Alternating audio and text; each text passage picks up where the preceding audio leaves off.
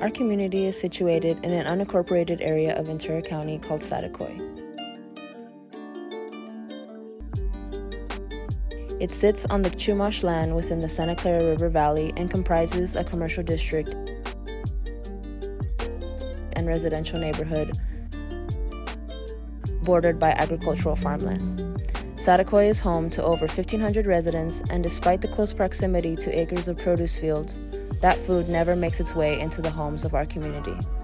You see, Saticoy is classified as a food desert, with the nearest grocery store being over a mile away,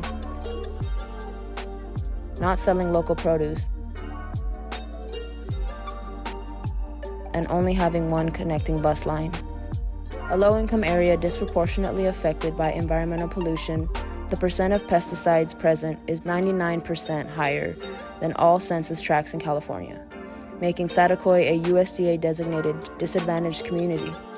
Despite experiencing the symptoms of food apartheid and the degradation of land that surrounds us, in the heart of Old Town Saticoy is a diversity of food, fauna, and flora.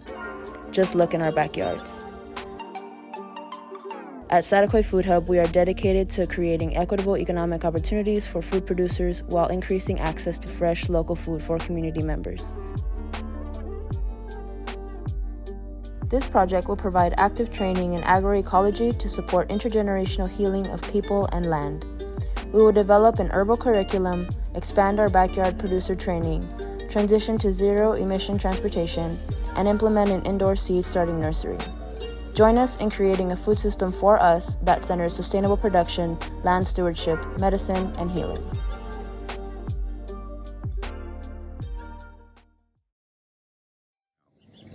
Hi, my name is Megan Noland. I'm the owner and midwife at the Cincinnati Birth Center.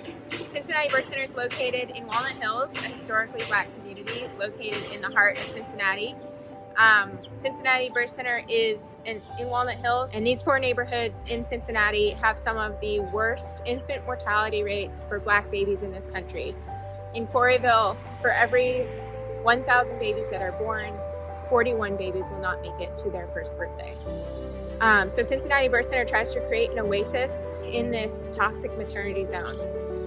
The babies in this area are dying because they're being born too small and too soon. And we know that stress is really what causes preterm birth. So we want to create a community herb garden and grow herbs that are going to support pregnancy, birth, breastfeeding. Welcome to our future midwife herb garden at the Cincinnati Birth Center. This front bed is going to be herbs for pregnancy. So for our nutritive pregnancy tea, we're going to have oat straw, alfalfa, nettles, and we're going to grow some iron-rich greens for the moms struggling with anemia. So right here, we're going to grow herbs for postpartum sit-stats. In this bed over here, we're going to grow herbs for breastfeeding, like and postpartum mood disorders. And we're super excited to start this project, and we're so excited to get your support.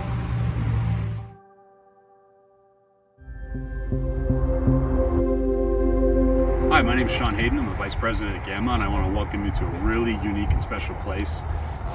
This farm, we call it Evergreen Grove. There's 2 really amazing programs that operate here. We have a residential program called the Dahl House at Evergreen Grove, and then we have a program for young people who come here for outpatient services called Roots at Evergreen Grove. Amongst the many things we do here, we run a livestock animal sanctuary program, we have our gardening program, and then we also do a treatment and early intervention services for people who struggle with substance use and mental health disorders. My name is Glenn Jackson. I'm the clinical supervisor here at the Collie Dahl Farm in Evergreen Grove.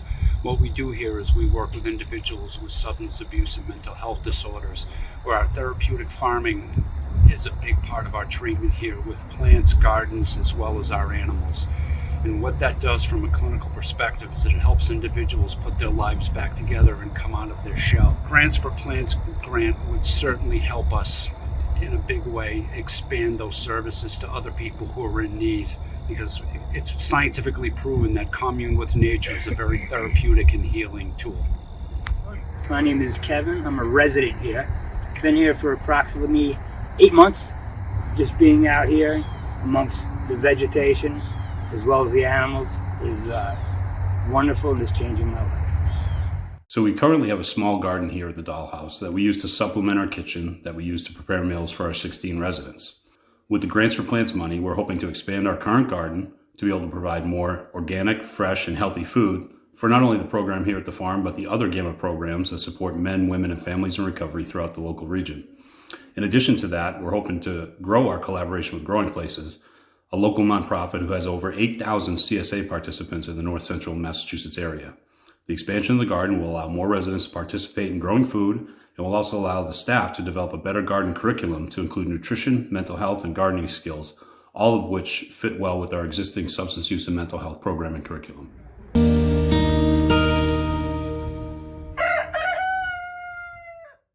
Hi, my name's Kate Robson. I'm the garden coordinator here at the Rosalinda Sauro Sirianni Garden. We are owned and operated by the North Hills Community Outreach, which is a community-based nonprofit here in the North Hills of Pittsburgh. And I'd like to tell you a little bit about our mission and why we think we would be a perfect recipient for your grant. Rosalinda and Luigi Sirianni moved to Pittsburgh from Italy, and in 2009, their daughter Teresa donated the land to NHCO with the understanding that we would take care of the land and organically garden it, just like her parents did. All of the produce that we grow here at the garden gets donated to one of 3 food pantries in the north side. So far this year, we have donated over 1,000 pounds of produce from our small plot.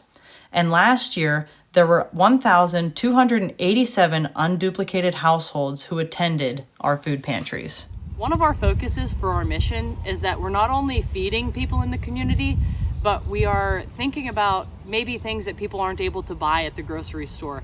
Maybe things that they haven't gotten to try before because they're too expensive. So we try to grow a lot of native plants here. We grow things, like blueberries, raspberries, black raspberries, red raspberries. And we're trying some other new things this year that we haven't grown before, like pie pumpkins for one. People have had pie filling out of a can, but perhaps they haven't made their own pie filling before with a real pumpkin.